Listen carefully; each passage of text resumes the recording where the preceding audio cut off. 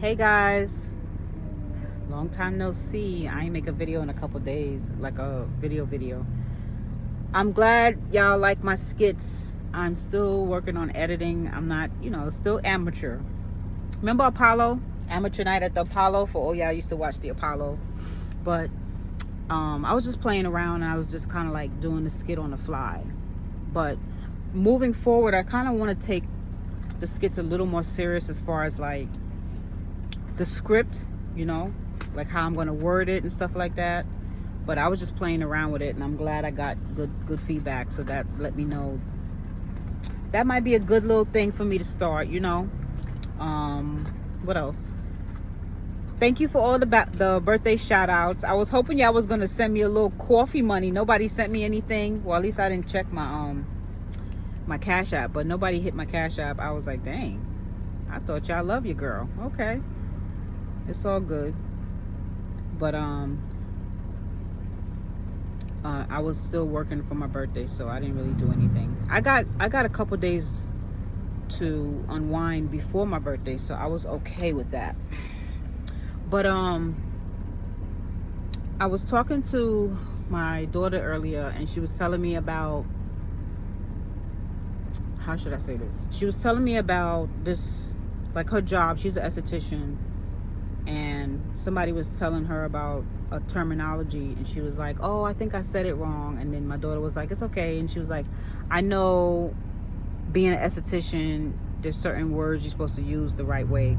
So that just kind of made me feel like, oh, I remember watching this video earlier today, and this guy, he's a narcissist, and he was talking about,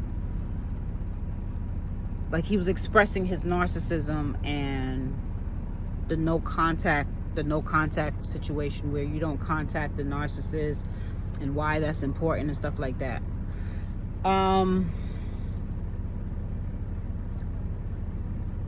I know he's speaking from his own brain, but I just feel like if he's been on these social media platforms for so many, I think he's been on there for a couple of years now.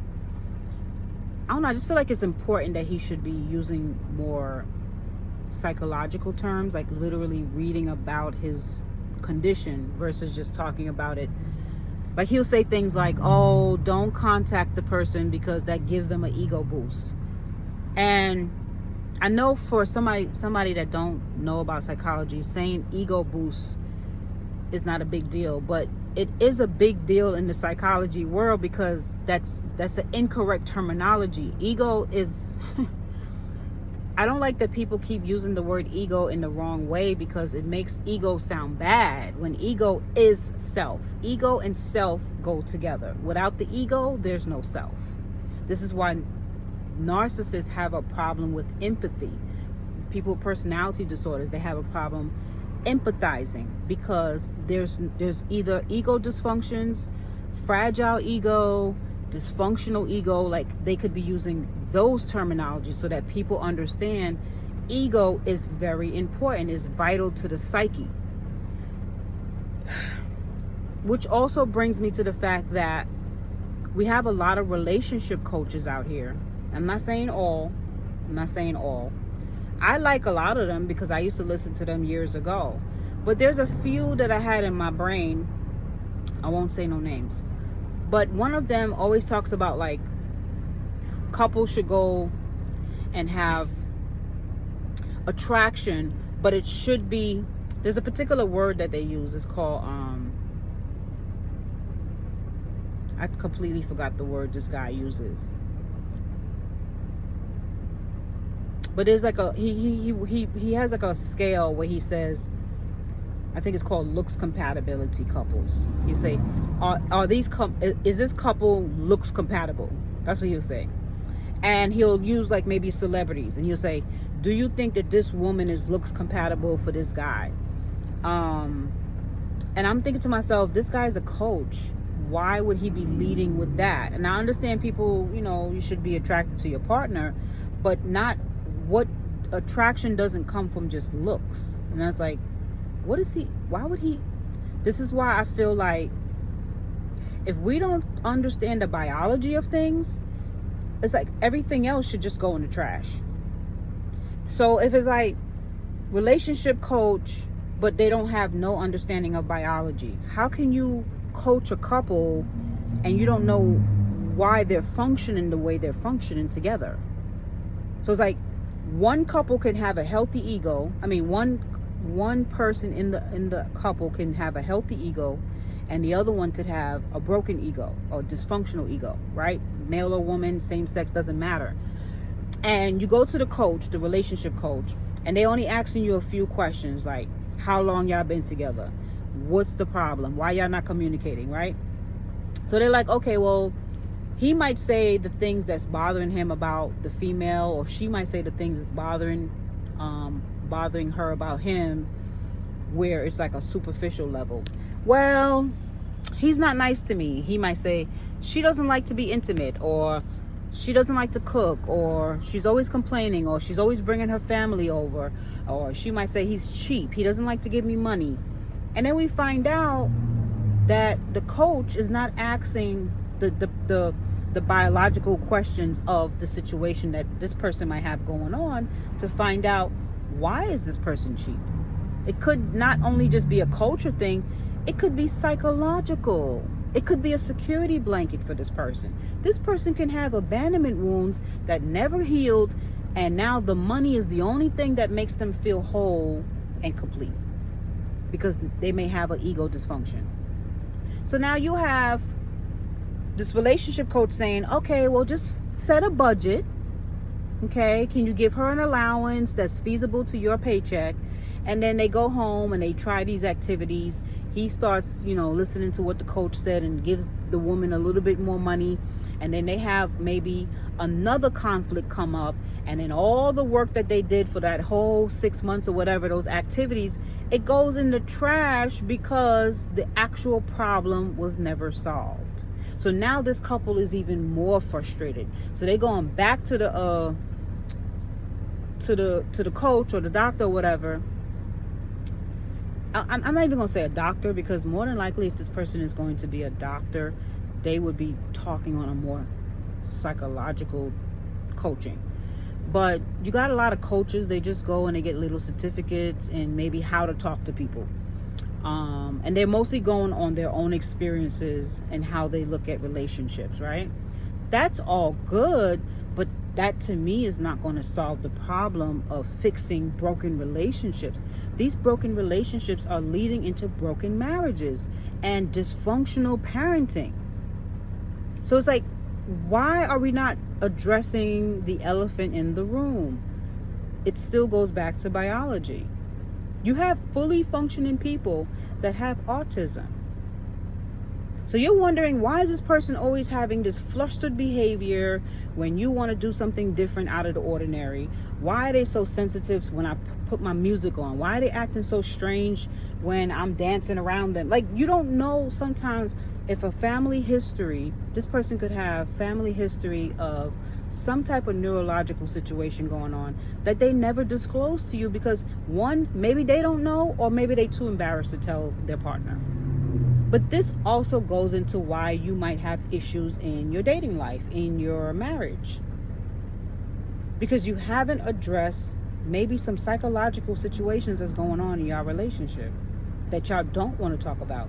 This person can have a sex addiction that they're now recovering from, and they feel weird trying stuff on this partner. Or this person could have been SA'd when they were young, and it's still psychologically bothering them. They have PTSD, and it's leading into more areas of their life because they haven't dealt with it. So this is what I'm saying. It's like, there's so much misinformation. And I'm not saying I know everything. I am not saying that, because I still got a long way to go in learning. But what I do understand is that, one, layman's terms is very important. If you're a doctor, you have to communicate with your patient in layman's terms. That's one thing they taught us when we was going to school. Just because you learned something in a certain terminology doesn't mean you still can't relay it to a person that never heard that term before. But you might go to the doctor and they got all these big medical terms and they running it past you, and they say, sign this document and go about your business. And you don't even know what was discussed in that office. So it's not really healing you. You just following orders like a robot, but there's no proactive measures in your preventative behavior. Like, how do I prevent this situation from happening? So now when there's some conflict that arises, whether it's with your health, with your relationships, with your internal ego functions, you don't know how to handle it. So now that we have this epidemic of the exposure of narcissism, it's like a lot of these narcissists are riding the bandwagon and making videos on how great their narcissism is and how you as the victim should be scared of them. This is what I mean. Even though they may not be doctors, it's still somewhat misinformation. It's misinformation because, one, they're still saying it's egotistical disorder. It is not egotistical. It is a lack of ego. There is no ego. There's nobody home. It's there's nobody home, so they have to make a false self. And that's the problem. Is like when you're looking at this situation as I'm the big bad wolf, you know, if they're coming off like, hey, you better be scared of me, you know, if I hurt you, you better not contact me, you better run and hide, just do the no contact. And it's like, no. If a child misbehaves, you scold the child and then you ostracize the child. Right? I'm not saying technically, like, you don't want to ostracize the child like that. But I'm talking about if you're having a child that is in this whole temper tantrum, right?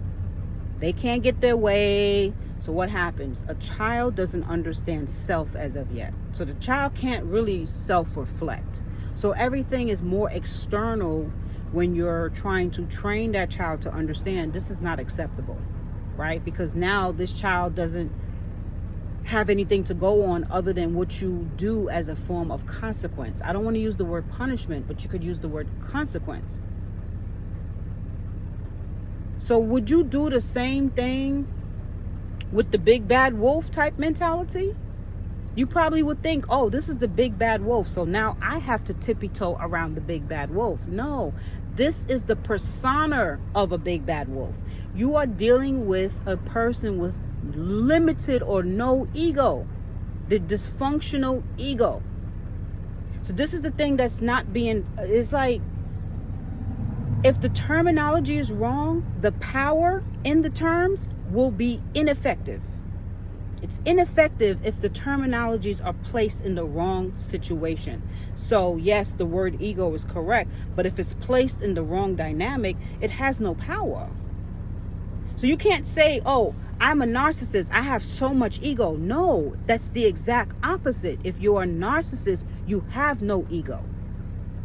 You're only functioning off of superego and primitive nature, which is the id.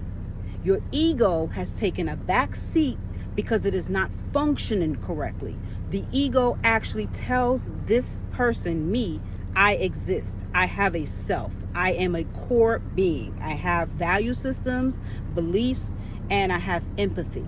This is what the ego does. It balances out the human psyche. So when I hear these narcissists or people that think they understand it, they're actually promoting the narcissist in a higher elevated light than they really are. That doesn't empower the victim. The victim is not able to grasp that you're not really dealing with a monster. You're dealing with a child that has engulfed a monster, that is now saying, I'm a little kid, but I'm going to scream hard like I'm a monster so I can be very frightening. Because that persona protects that little innocent child that has never actually developed. The narcissist is stuck in an emotional arrested development between the age of 2 and 5. That is the narcissist psyche. And once you remember that, you're not going to sit there and argue with a 2-year-old, would you? Would you argue with a 2-year-old child or a 5-year-old child? You're not going to argue with one of those. What you're going to do is you chastise that child, and then you're going to go about your business. So just the whole psyche of how you handle the situation is what's also making people feel like they need to stay in victim mentality. But when you actually chastise that narcissist, now I'm not talking about when they turn psychopath on your ass. The whole idea is to avoid even getting into confrontations with narcissists, to the point of being into a psychopathic battle with them. You say your point, very clear and concise. Of course, this is based on situations. I'm not going to say in every situation you get to do it that way. But I'm talking about when it's like maybe you're dealing with a coworker, or you're dealing with a narcissistic parent, or let's say you have a narcissistic mate, maybe not a husband or wife, you know, because once you're engulfed in that level, this is a whole nother psychological situation you have to unfold, right? But we just might be dating one or in a relationship with one or whatever, and it's not at the level of domestic violence where they're going upside your head, but they are problematic to your psyche. If you understand what you're actually dealing with, you're not going to allow them to get to your psyche anymore, because now you realize you're dealing with a 2-year-old. And this is not no shade. This is not sarcasm. This is actual psychology. So when these people are telling other people about narcissism, they really should go and actually learn about it. So I have this guy, he's all over social media. He's a narcissist. He's a well-renowned, what do they say? He's diagnosed. And when he's giving advice, a lot of, women tend to call in, right? And he's giving like superficial like answers. They'll ask him, my narcissist, he got mad at me and I'm not speaking to him right now. What should I do? And then he's like, well, he's probably not speaking to you because, he thinks he's going to replace you with new supply. And you should just make sure that if you're going to take him back or something like that, that you never put yourself in a situation where you're number 2 or number 3, but he needs to respect you. And it's just like all of those reasonings, it's still too intense for the narcissistic IQ. It's too much. It's because even listening to how he speaks, I can tell his IQ is very limited in understanding even himself. And this is no shade. This is narcissist people do not take the time to really engulf themselves in developing their IQ. Because the thing that's running them is the primitive nature. So they prefer instant gratification on things. Not every narcissist, because you have some that's diabolical, but then you dealing when it's to that level, when they're diabolical, it's usually an additional comorbidity of that disorder. So it might be a level of antisocial disorder attached to what they got going on already. Now, when they got antisocial, then they're going to be curious because now they need to take some stuff from you. Now they're going to be more diabolical in trying to find your social security number and go into all type of other sick shit. The narcissist may not get to that level with you like that because most of the time they just want your supply, your attention, your affection, your emotion, your energy. They're energy vampires. So narcissists are mostly looking for that mother figure. Whether it's a male or female narcissist, they need that mother figure. So once they get you to like them enough, that's going to be their mission, to have the shared fantasy with you.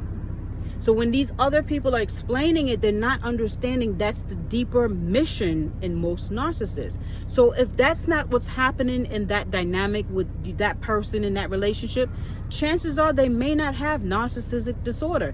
They may just be a control freak. They may just be an asshole. They may just be a player that hasn't grown up. Not saying that that's any less, but it's not to the level of the pattern behavior of narcissistic personality disorder. There's a big difference. So if this guy was actually diagnosed with this disorder, he understands he has a pattern on how he treats his wife. He has a wife, or how he treats his woman or his girlfriends. But he may not understand anything past that because it's personal to him. But when you actually do the studying on what does this disorder want? Why do I even do that? Why did this even happen to me? They're not going to be coming to terms as a narcissist. Oh, that's because I'm still stuck in a 2-year-old's mindset. Oh shit. How do I explain that to the people? He may not want to because he's a narcissist.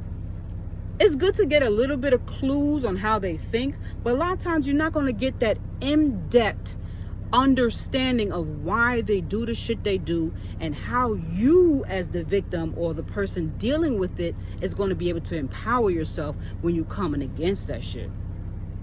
So when you go against these type of things, the first thing that's going to help you is having a true, deep, core understanding of what you're actually dealing with. And then when you have an idea of what you're dealing with, now you feel a little bit more empowered that, okay, so I was trying to reason with a child. Because when they get to that point of conflict, it becomes like an internal turmoil. They're not going to know how to balance, they're not going to know how to balance out those feelings because they're missing a healthy ego. So there's nothing to help them to shift these emotions.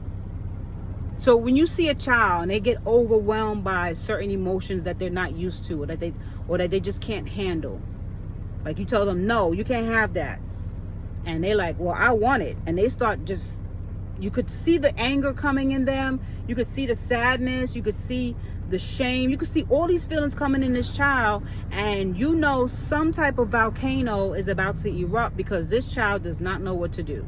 And even if this child is not temperamental, because everybody's temperament is at a different level when they come into this existence. We all have a natural temperament that is attached to us as a personality trait when we come into this world. Even babies. You could put 5 babies in what do you call that?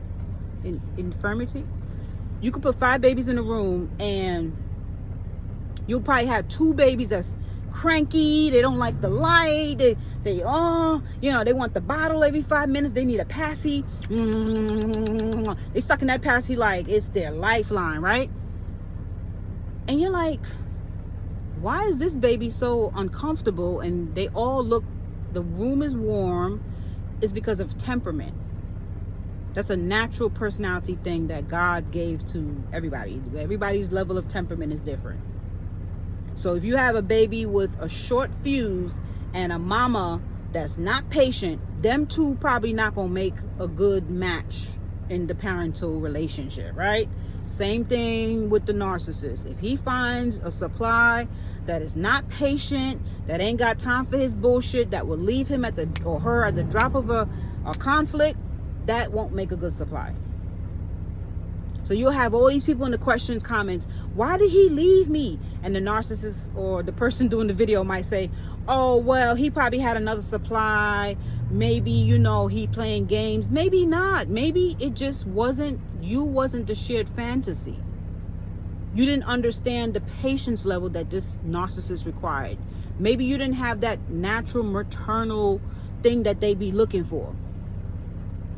They don't be looking for just one thing. They're looking for a whole plethora of the shared fantasy that comes in the narcissistic, motherly, narcissistic duo dynamic. You have to be the narcissist, and you have to be able to switch the narcissist off and be the mommy. So if you're not willing to be his ride or die narcissist, you need to think like that narcissist. You need to act like the narcissist. You need to be cruel, mean, and cut people off, cut your family off. Don't give a fuck about nobody. Only me and you, baby. Me and you in this shared fantasy. It's just me and you against the motherfucking world. If you don't have that attitude, they don't find no use for you. So they're just going to use you for whatever little bit of supply you are able to, share with them. So if you're able to share maybe some goodies every now and then, that's still a supply until they can find the pristine mommy. They need a mother figure, whether it's a woman or a man. It's a specific energy that needs to fill the narcissist so that they can somewhat come back in tune with an ego. So that's why when you feed that narcissist and it's a good level of supply, you're going to see this ego that you talk about as egotistical. It's not really egotistical. It's that it's like you've now trained a narcissist to learn how to become individuated from you. That's a whole nother process. So it's a stage that they're trying to achieve that they have lost when they were between 2 and 5. These really vital processes that make you whole and complete into adulthood, the narcissist didn't get to finish. It's kind of like you start a test and you're like in the middle part and the teacher said, the bell rang. Now, in order for you to get to the next level, let's say you're in the 3rd grade and you didn't take your final exam, you only got like 4 questions right. The rest of the stuff you didn't get to finish, you can't graduate to the next grade. So what's going to happen? You got to repeat that class, repeat that class, repeat that class until you pass that whatever exam or whatever. So you're stuck in that grade until you complete these processes. So when the narcissist didn't get to complete these processes, it's called the Erik Erikson's psychosocial level of development. You can look it up on Google. It's stages to become an adult. These are serious stages: attachment stages, adolescent stages, identity stages, going into love. You get to the level of love, and if you don't complete those stages, you're going to be into arrested development. So now when this narcissist is like, okay, well, I found my pristine supply. This person fits all the criteria of a mother figure. Now, you could be a man and be a mother figure to the narcissistic woman. You are nurturing, you are protecting, you are providing, you are whatever these criterias are to make this child. Remember, you're dealing with a child. You making this child feel complete enough to now detach from you. That's the stage of the mother and the child figure. You gotta look at this.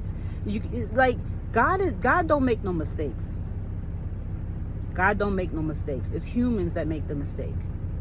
There was a reason why the mother and the child was the most important dynamic. I'm not saying the father's not important, but the father dynamic does not come in until the level of discipline. The father, I was trying to get my water. The father is the one that promotes self-esteem, discipline, and confidence in that child, right? Damn, I'm holding my phone up. Hold on. I'm about to go to bed though, y'all. I got to load in the morning. And I need some sleep. But the mother and child principle is one of the most important bonds in the development stage of life.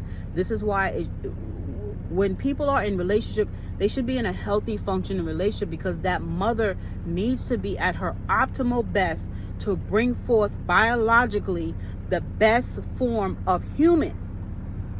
In the human process, we need to be at our optimal level of survival. You see what I'm saying? So now mental does play a role in all of that dynamic.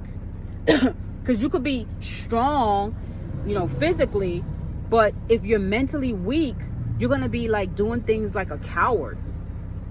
Narcissists are the biggest cowards. If you confront them and you expose them, they tend to be cowardly.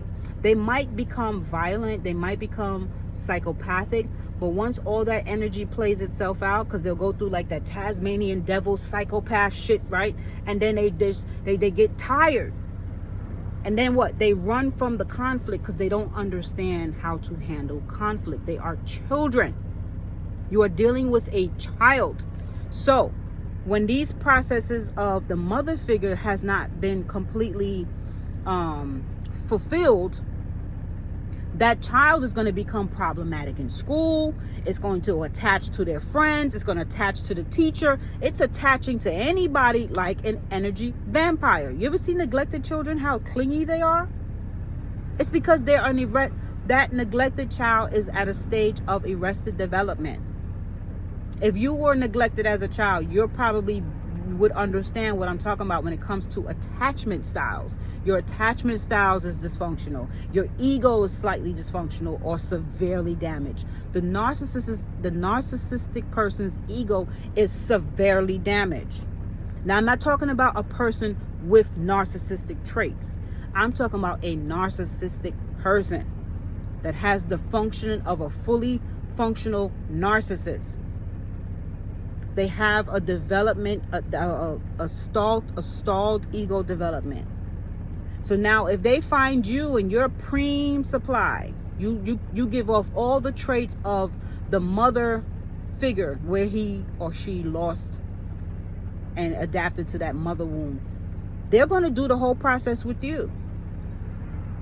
If you're a mom, you know exactly what I'm talking about. Your child actually wants to detach from you. It goes to a stage of, I hate you, Ma. Get away from me. You stink. Ugh. Ew. It's like this disgust. You're like, oh my gosh. When we weren't aware of that, it hurt your feelings when your preteen is like, can you get out of my room? And you're like, why is this child so angry? If you understand the biology of why this is happening, you can see even in the animal kingdom, sometimes the parent kicks the damn animal out the bird nest, out the forest, whatever. You're like, oh my God, that seems so cruel. But as you understand how biology works, that is the only way that animal becomes whole and complete, is you got to separate from this this internal object. I am not going to be internally living rent-free in your freaking brain. I need you to get up and go make a way for yourself. And I used to always thought that was so cruel, but if you understand biology, you understand why that's necessary.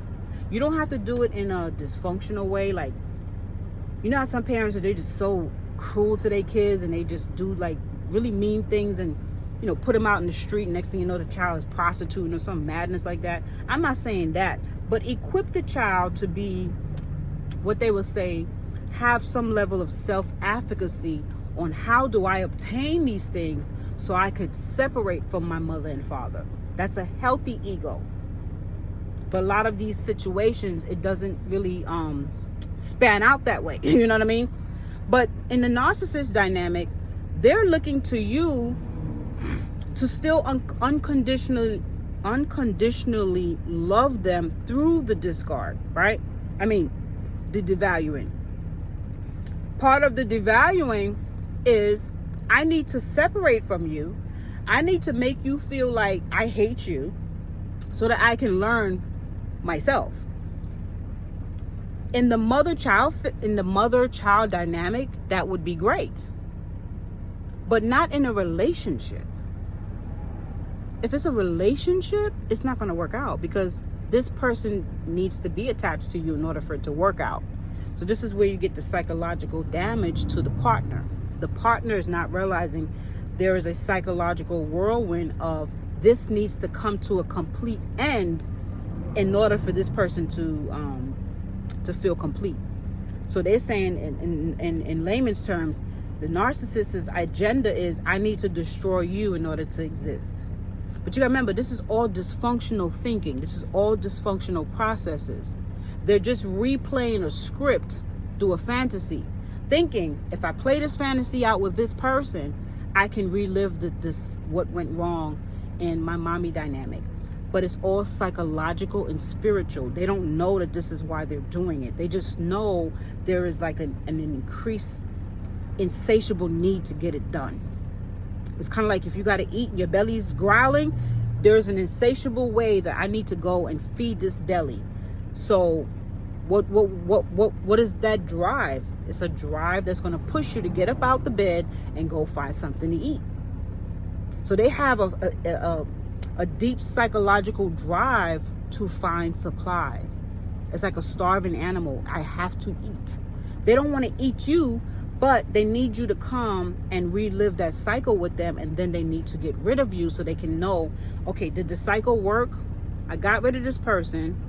I made them feel like they're not my end all be all, because you remember they're trying to individuate from the latching, what's that word? The attachment that they were supposed to form with their mom. So they're trying to, when you were latched to your mom between the age of like newborn to about pre-adolescent, your mom was like your lifeline, everything. She was internally embedded into your head. Like, Mommy said I gotta go to lunch and I cannot do this. I have to do this. I have to eat this. I have to do it this way. That's an interject. Your mommy thinks through you. You're the puppet for mommy. Not technically in a bad way, but this is how she's training you to become your own human being, because you don't know shit. You don't come into this world knowing everything. So she's training you on how to be a fully developed, functioning human. So by the time you're about a teenager, you should have the blueprint, and that's when you form what's called the identity. If the identity is not formed in adolescent going into early puberty, we're going to have what's called an identity diffusion, where the identity now gets lost and confused. This is why you have teenage boys that lash out when they go through identity diffusion, because they're not fitting into society. Now they have a problem and they start lashing out and doing erratic things because they don't know who they are. Most of the time it's usually problematic with boys, because boys identify more so with other boys or male figures. This is why it's important for a boy child to have an active father.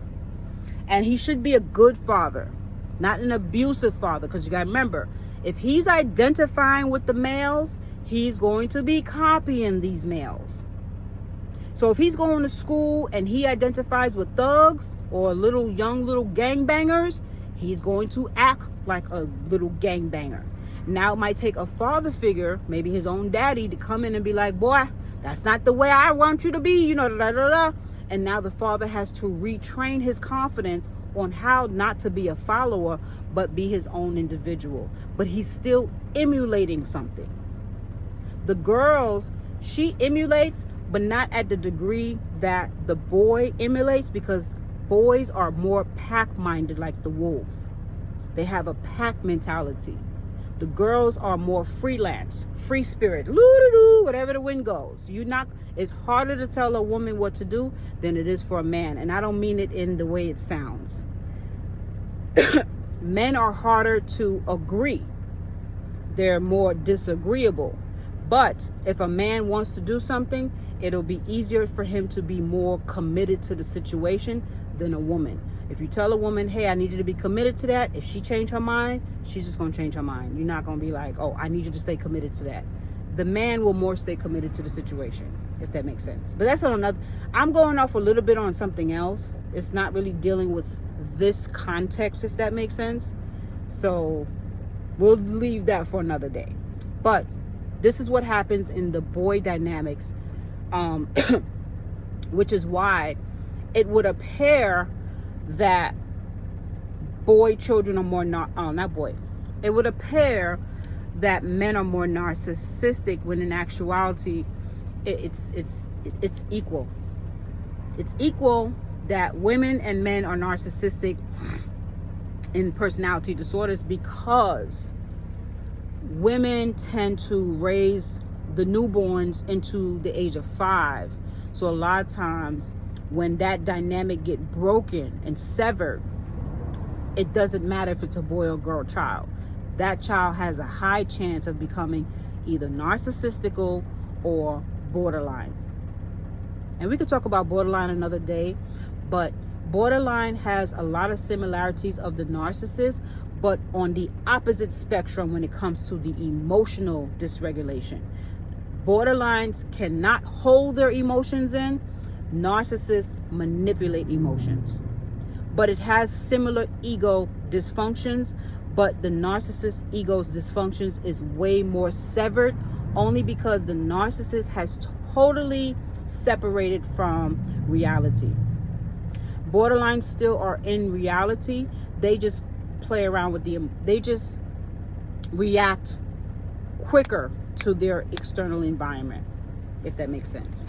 So that's why a borderline will be a little more easier to treat than the narcissist.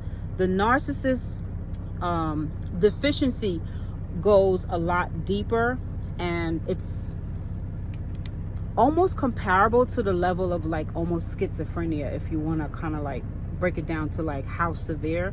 It's like not all the way there, but it's almost at the level of schizophrenia and psychopathic, because the narcissist when they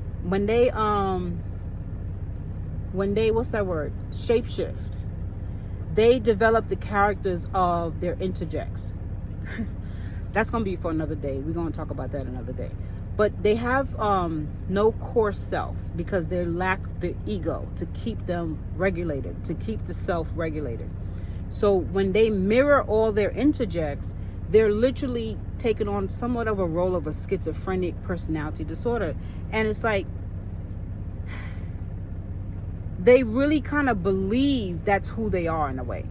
The mirroring that they're taking on, they don't think they're copying. They literally think that's who they are. You know, it's like, if I marry a priest and I start becoming a priest and I start speaking like the priest, they really think that's what they want to do. Like, they don't realize they really just copying off of somebody else. They don't have a core. They don't have a self. They're like identity snatchers. And they don't realize it. That's why they get so offended when you're trying to help them to develop their own like level of personality.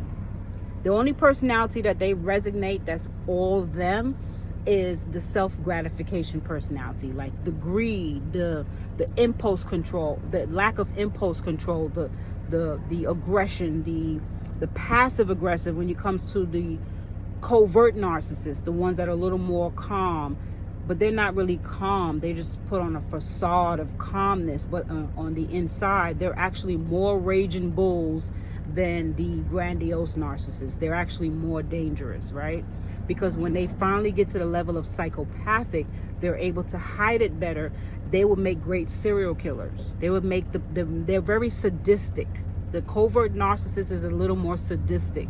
So you gotta, but even though they're sadistic, they're still in a childlike mind. They've picked up bad traits along the way that has helped them to form the false self, which is the false ego. And these negative demonic traits are the ones that keep them powerful, at least in a facade. But this is all based off of if they're not exposed. So a person can't really do but so much. Like, let's say they have a sadistic mind, right? As a covert narc. If they're still functioning, you gotta remember, they're still functioning as a 2-year-old.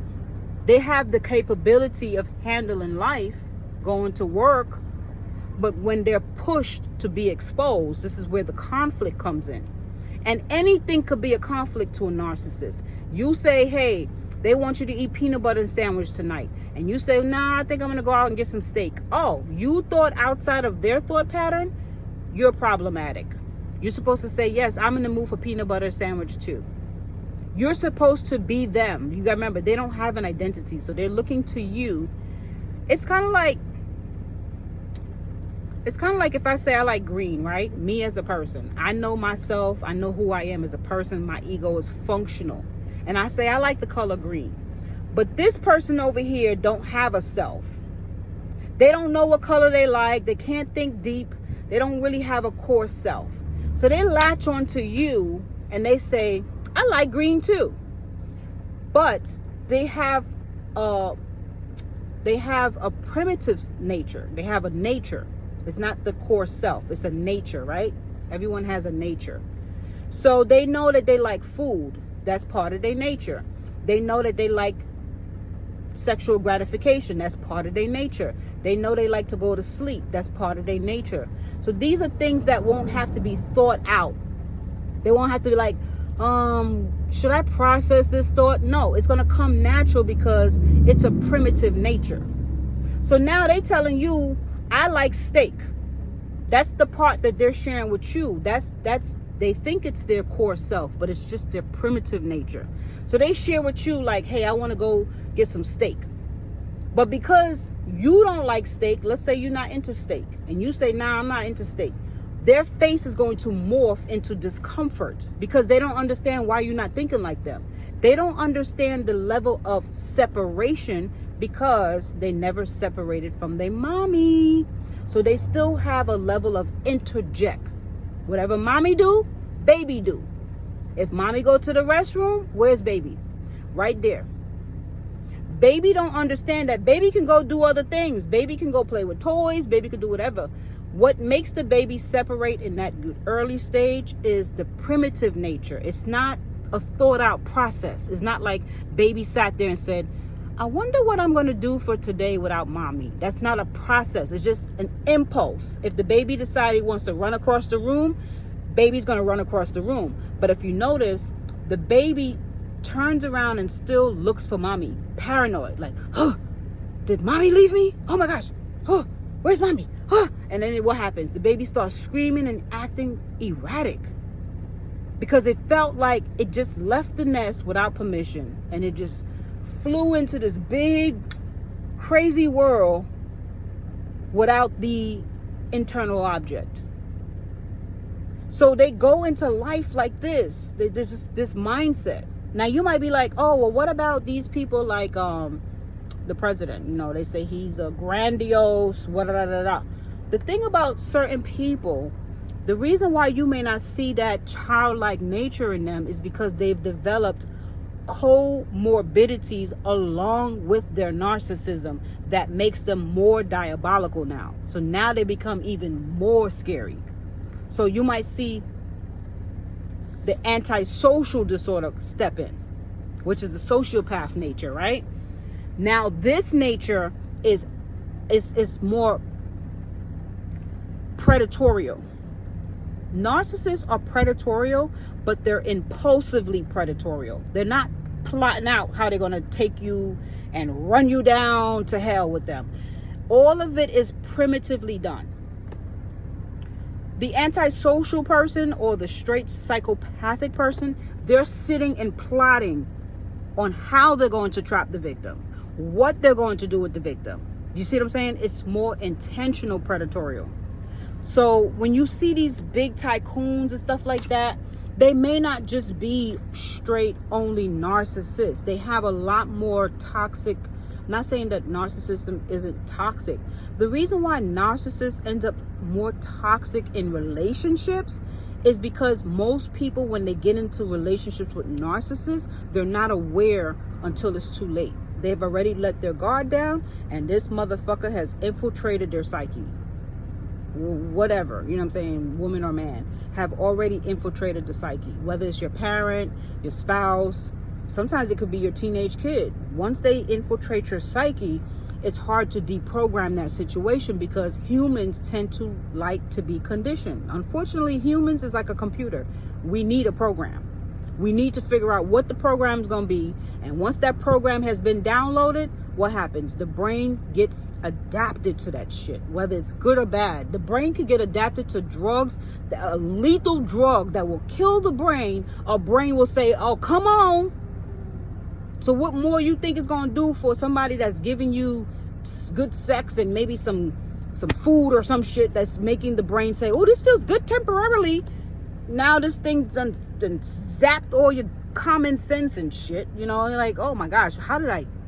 It's like you wake up and you're like, what do you call that?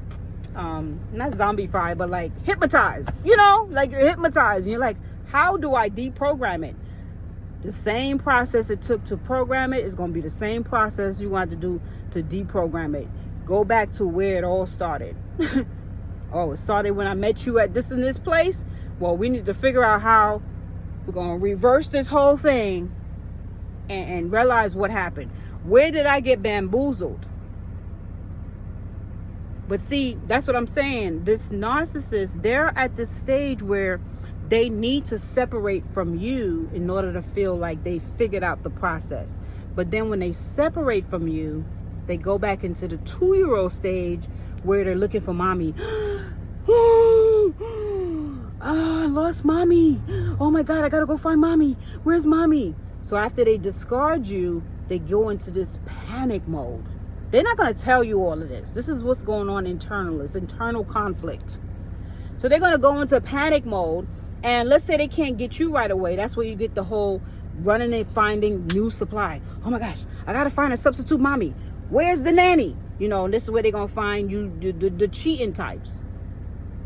You might have the cheating type narcissists, the ones that are lustful. They got to have supply ready on deck because they know if this one leave, I'm going to unalive myself. I'm going to just forget it. It's like they cannot handle being alone.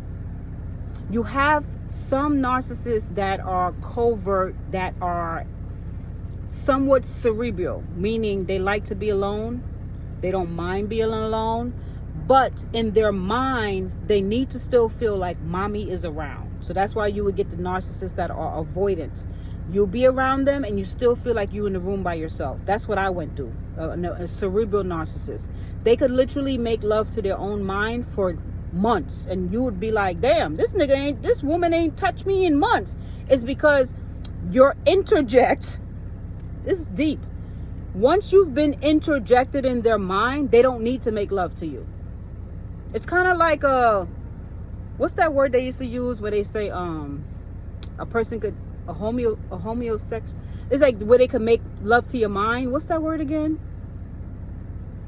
It's kind of like that person is making love to your mind, like kind of like that. They make love to their own mind, but they're not making love to their own mind. You have become interjected into their mind. So they don't need to literally feel your body, because you got to remember, a narcissist is in love with themselves.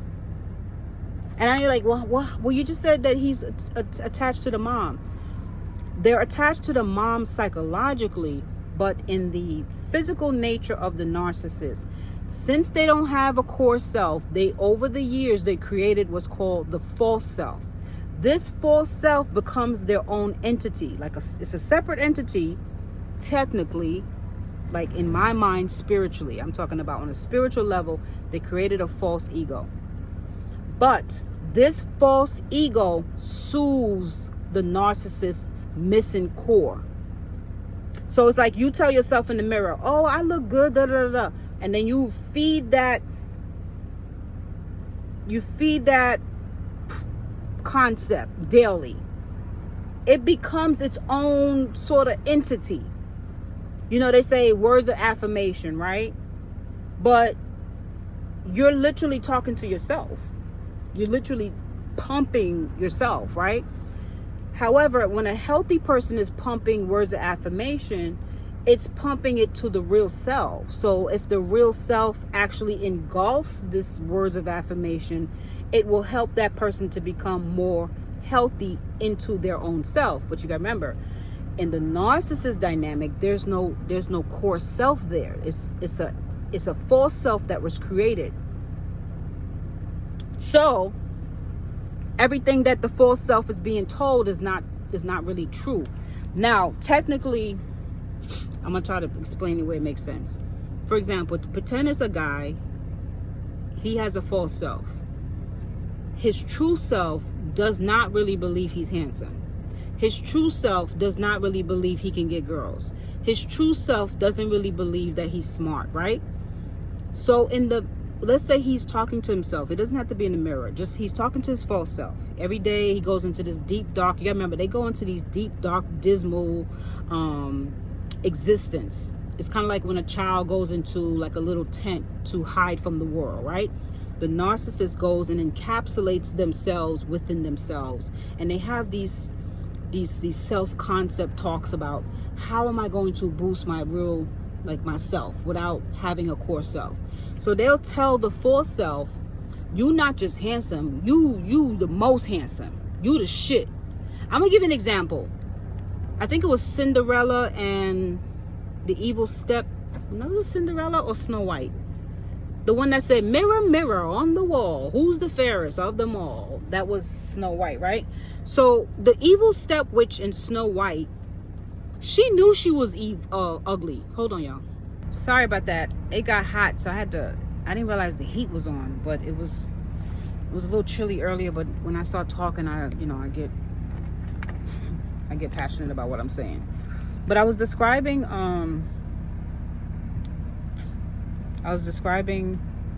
the false ego that the narcissist creates. It's like this false persona. And I was describing the woman in the cartoon Snow White, and they actually made a movie behind that, Snow White. So Snow White was the rendition of the true self, right? Snow White was the organic girl in the mansion that was already aware of who she is. She's beautiful. She has the option to get that guy, the husband, the prince, you know what I'm saying? So I hope I'm not jacking up the story, but it was basically, I think, the prince and the ugly, was it the queen or the, damn, it's been a minute. Anyways, the evil stepwoman, whatever witch she was jealous of Snow White's authentic self. The reason why she was jealous was because she was a witch and she had the power to transform her aging body with this mirror. I think it was like a mirror. She would look at this mirror and she would say, mirror, mirror on the wall, who's the fairest of them all? And the mirror will morph her old aging face into this beautiful, you know what I'm saying? That's the narcissist. That's the narcissist's false self. It's like they'll morph into whatever they need to be to function in society. But what happened is, I think the mirror had cracked in the movie and she seen her real self. She was like, oh my God, oh, I'm hideous, right? That's what happens when you crack the narcissistic code. They will crumble in front of you and be like, oh my God, you exposed my true self. Because the true self, like I said, it's a 2-year-old to a 5-year-old child. They literally will morph back into that child again. That's why when you argue with them, you'll start to be like, dang, you can't really argue fair. You argue like you go below the belt. You have temper tantrum. You're incoherent. Your IQ might be low. They're not grasping the purpose of the argument. And it's not even necessarily an argument. Any type of conflict. Anything that they find that they might disagree with. Like I said, if you're not agreeing with every point they want you to think about, it's an all-out war. Like I made some skits, and I'm going to continue making skits to get y'all to see in the actual version of dealing with them. It could be something as small as the brush. They may not want you to put it in this particular position, and because you like it in this position, they're like falling apart because it's conflict. They don't know how to handle conflict. It's a conflict disease, but it's deeper than just conflict. It's because you're dealing with a childlike manner. Their mentality has not graduated to adulthood. This is why when you see the president, as soon as somebody disagree with him, it could be something small, he's ready to blow up the country.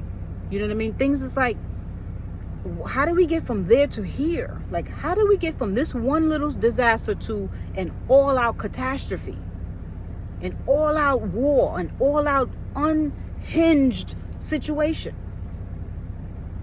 See, it turns into a psychopathic situation, but as you can tell, it wasn't supposed to have started out like that because it was something minute.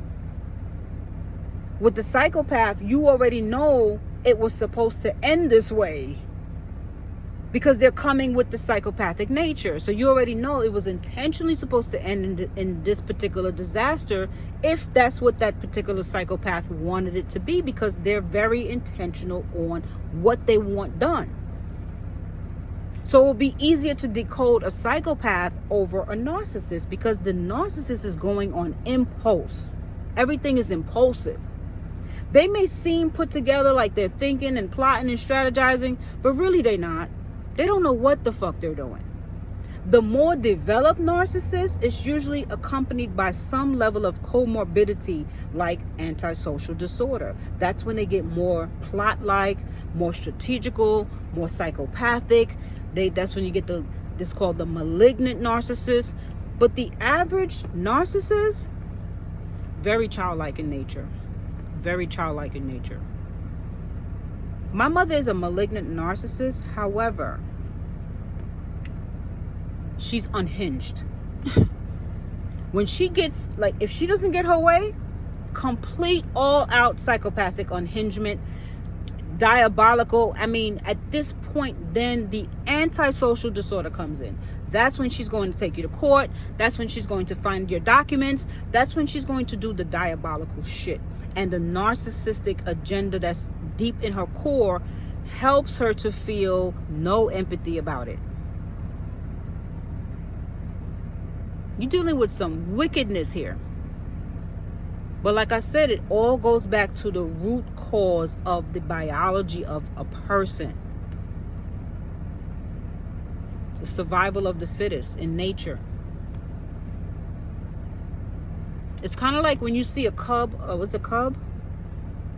A litter of, what do you call the dogs? Anyways, like I think the one that didn't develop the most is the runt. Like the little one that didn't get like the nutrients in the mommy's stomach. That one has so much more work to do to keep up with the siblings. He got to fight for the mother's nipple. He got to get kicked around. And it's like, you kind of feel sorry for that thing, but you realize you can't really baby it too much because it's going to remain a runt. They call it like the little, let's say the puppies are all this size and the runt end up this little size, but he has to fight for that power. Like he has to go and fight for his food because that's the only way he's going to learn how to actually survive, right? I mean, you could give it a little hand every now and then, but you can't keep coming to his rescue. So that's kind of like the idea of dealing with the narcissist. This person has to want to change their nature. It's a very hard fight. It's a very long journey. That's why you'll see a lot of narcissists come on there and they say, I discovered I was a narcissist and this is what I'm doing now to help myself. Yeah, but what made you actually discover it? You didn't just say one morning, hey, I'm going to go get help. No, somebody left your ass, or you got fired, or something devastating happened to you where you lost everything and you had to come crumbling down. So you had to come face to face with your true self, which was that little child. And then you said, you know what? It's just me being a little kid in this big old crazy world. I need help. Because this false ego, this false self did not help me fight all these battles. And now I'm back to square one. I ain't got no partner. Nobody loves me. I done pissed everybody off. I done crossed all these bridges. Yeah. It's time for me to come to have a come to Jesus moment and go get help. And then you see them on video talking about their true self and how they've been hiding it for all these years. And a lot of them don't even talk about their true self. Most of the time you hear these narcissists talk, what are they talking about? They're bringing up the false self. They're not actually telling you who they actually are. They're not saying, hey, I cry at night. Hey, I'm really afraid of the world. They don't tell you. You don't even know what they're talking about. Most of the time they're just giving you game. How can you recognize assholes and bitches like me? This is what you got to do. You got to pay attention to, because when I come in the room, I give you this little eye contact. That's how you know. It's like they're not telling you who they are though. You're not really seeing the essence of why they are narcissists. What is that? Who are you? What's making you tick? So now you got to go to the doctor version, who's the theoretical version, who probably ain't never been through narcissistic abuse. She's just telling you by the book. So all these dynamics is what making people still confused as to, well, how do I deal with a narcissist? What do I do with them? You don't deal with them. You don't do shit with them. Would you want your husband or wife to be a 5-year-old? Like, let's just call it what it is. They haven't done the therapy. They never seen a doctor. They don't even know what's wrong with them. That's going to be a lot of work.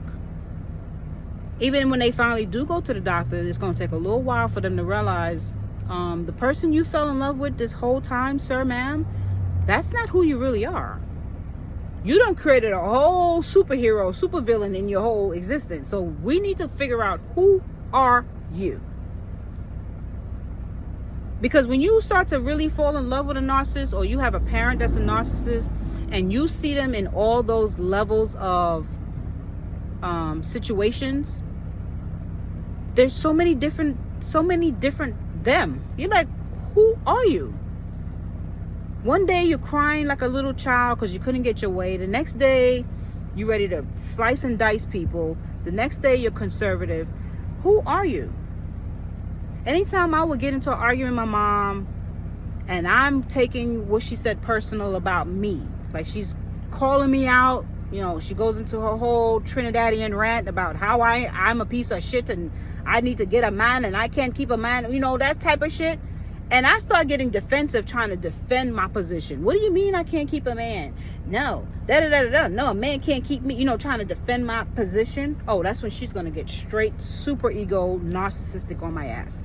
But when I turned the tables and I said, let's talk about you. What did you do to your last 2 husbands? Let's talk about that.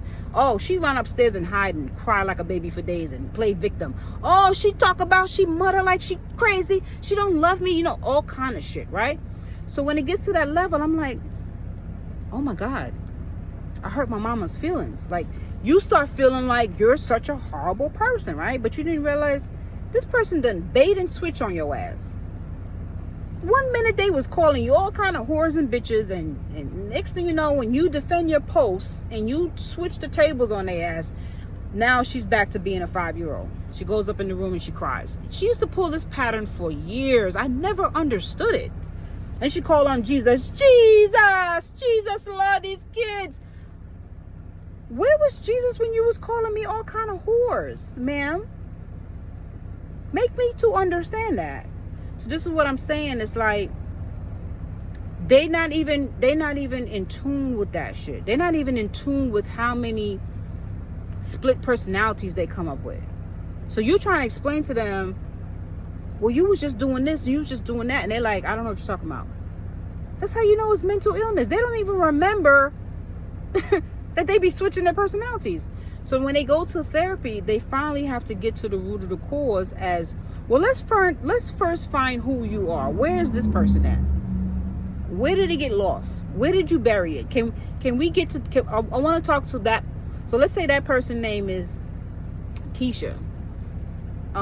Where's Keisha at? Like, we want, can Keisha come up to the front of the room? Like, can we talk to Keisha today? Now, we don't want to talk to, we don't want to talk to Sally. We don't want to talk to, we want to talk to Keisha. That's who we lost at 2. We need Keisha to come up here. And how you going to pull Keisha out? Got to go through the whole ritual of exposing them and bringing this level of embarrassment. So it's like kind of tearing that situation down just to build them back up. But a person that they love can't do that. That's a job that's way too big for you. Because if you do that, they're gonna want to slice your throat, because you done did something to them that made them feel like a child. So they need a professional to handle that type of situation. Because it could get real nasty if you try to do it. It could turn into domestic violence. These people need to be in situations where the person handling it is equipped. One of the doctors explained, when you pulling these processes out of them, right, where they have to come to grips with these false defense mechanisms that they've created as a coping mechanism, it can be devastating, because you don't know the outcome. They may be so traumatized that they may unalive themselves. They may become very it may expose more trauma. So before they go and psychoanalyze a narcissist, they have to first see how fragile is that narcissist. You got some very, very fragile narcissists out here. They may come off like Billy Badass, boss bitch and all that, and one bad episode and you like, who is that person? That wasn't the same lady that was firing everybody and cursing everybody out. That wasn't the same man that was beating people's asses. Like, what? Now they in the bathroom crawled up in the ball? What's going on? So even though these people can be somewhat villainized, they're also victims of their own disease. It's like somewhat of like a pity type situation. If you're not the one in the situation, you can look on the outside and see the pity in that. Like, I don't like to turn everything good versus bad in all situations. But when we're dissecting these type of situations, you can understand how deep this rabbit hole can be severed. The importance dynamics of, I didn't get to complete this mission as a baby. And my whole existence, every time I wake up, every time I go to sleep, I feel this loss. Now you gotta remember, not everybody's narcissistic brain, not everybody's brain thinks like a narcissist due to the mother womb. It's not gonna affect everybody the same. Just like everybody's newborn is not the same level of temperament. You put one newborn in the ICU, in the infirmary. I forgot what you call the damn place for the babies. But you put them in there, and you're not going to have the same level of temperament for every baby. So everybody's mind don't tick the same. Because somebody would say, well, damn, just because he lost or she lost her mom didn't treat her right as a baby. Now, another thing, a narcissist can be developed later on in life as well. When you're developing your ego, let's say the mom was overly catering to that baby. The baby didn't understand how to develop the balance of the ego, because as soon as the primitive impulse kicked in, the mama was right there, satisfying and gratifying every need. This still is problematic because the baby still has not detached from this mom. So now the baby gets older, and the baby is not a baby, but like an adolescent. The adolescent goes to school, and every problem the adolescent has, here comes mom to the rescue. Here comes dad to the rescue. Then you go into this what's called mean girl, cocky guy attitude, because they never had a challenge in life that they could not handle.